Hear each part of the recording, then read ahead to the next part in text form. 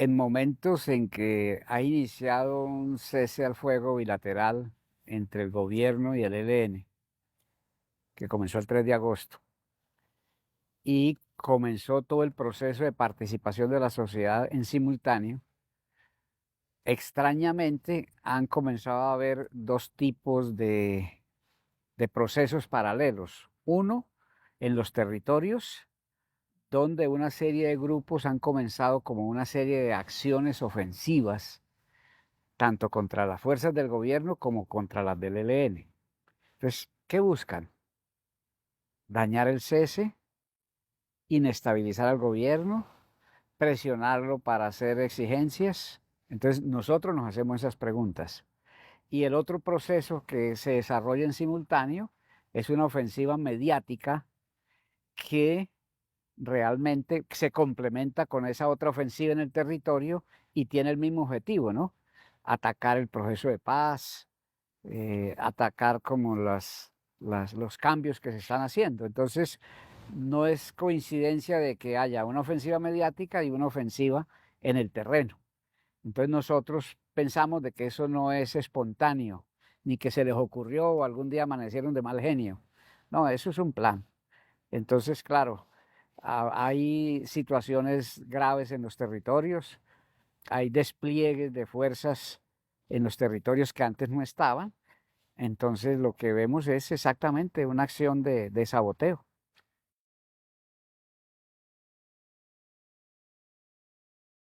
En toda guerra se hacen operaciones de bandera falsa, o sea, en que una fuerza actúa y lo hace bajo la bandera de otro. Por ejemplo, acabamos de tener un ataque muy fuerte en Nariño, donde hay compañeros muertos y desaparecidos.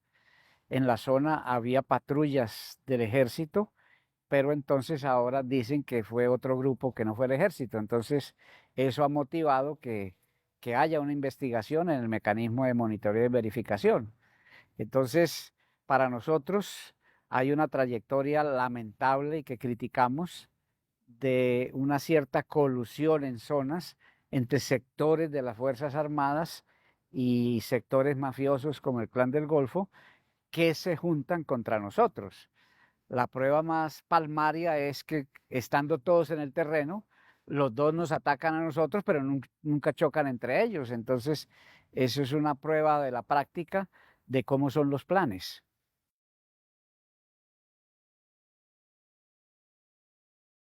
El término que más se ha usado es connivencia, o sea que cosas que el ejército no puede hacer porque la ley se las prohíbe, entonces se las encomienda a esos grupos, entonces son acciones paraestatales.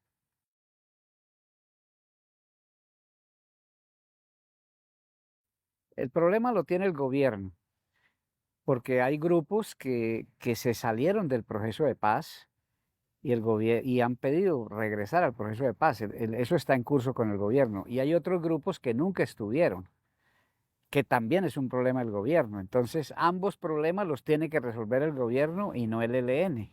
Entonces, esperamos de que esos tratos que están haciendo prosperen y que ese ambiente de hostigamiento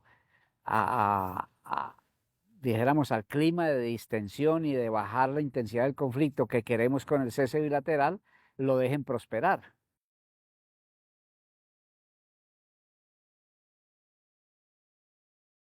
El mensaje de las comunidades es esto.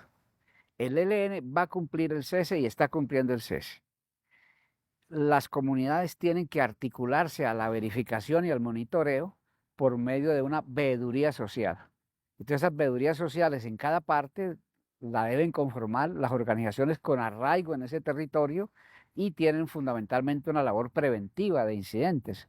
Entonces, es un instrumento humanitario muy importante que los llamamos a que se conformen y a que se articulen al mecanismo de monitoreo y verificación que lidera Naciones Unidas y la Iglesia.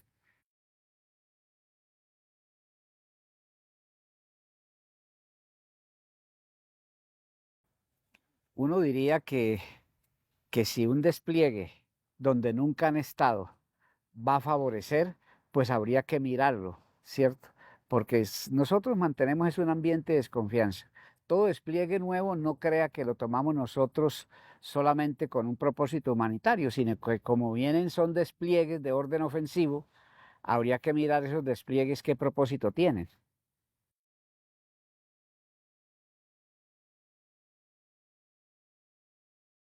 Pues para nosotros es supremamente extraño que grandes poderes económicos estén atravesados a que Colombia cambie en un sentido de democratizarla.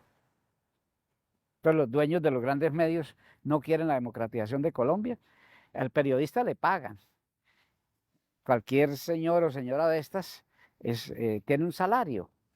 Y si no cumple las órdenes del dueño, lo quitan. Entonces lo que hay que inferir es que están cumpliendo órdenes del dueño. ¿Y quiénes son los dueños? Los grandes monopolios de Colombia. El mensaje es, los grandes monopolios se oponen a que haya cambios democráticos en Colombia, quieren mantener un ambiente de antidemocracia. Esa es la pregunta.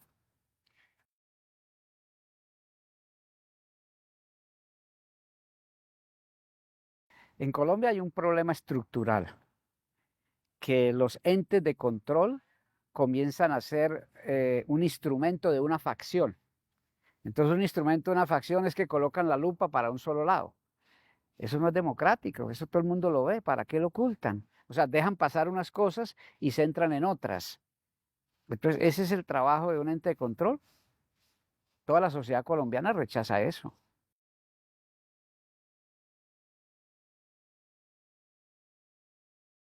Ha llegado un gobierno progresista, pero el resto de poderes del Estado como que no le han entrado todos los vientos de cambio. Entonces hay un choque entre un Estado que tiene unos poderes que están muy ligados como un viejo régimen y un gobierno que quiere un proceso de democratización. Entonces es el choque principal que vive la política colombiana hoy.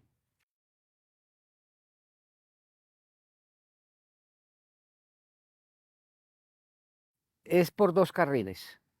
Un carril ha sido llamar al conjunto de la sociedad colombiana, todas las fuerzas políticas, a que ninguna se quede afuera en un proceso de participación de la sociedad que diga qué es lo que hay que mejorarle a Colombia.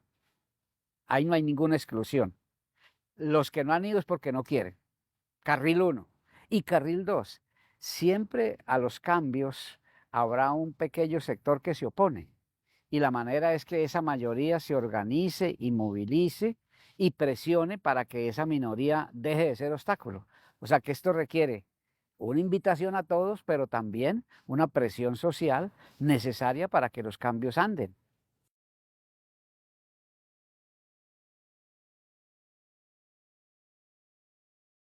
Primero, ninguna de las instrucciones que trae esta delegación a la mesa es una ocurrencia de uno o dos frentes, no, es un consenso de todos los frentes nuestros, si no, no estuviéramos aquí. Ahora, sí hay dudas y hay temores. Por ejemplo, hay regiones donde cuando comenzó el cese arreciaron los ataques de los otros grupos. Entonces, claro, ha habido operaciones defensivas y las va a seguir habiendo. Y entonces, como eso es en varias partes, la pregunta que se hace, ¿quién dijo como que se activaron nuevos despliegues y nuevos ataques espontáneamente? No, hay un plan. Entonces eso genera suspicacias y dudas al interior nuestro y por supuesto eso se hace que elevemos la guardia, protejamos más las comunidades y estén al orden del día las operaciones defensivas.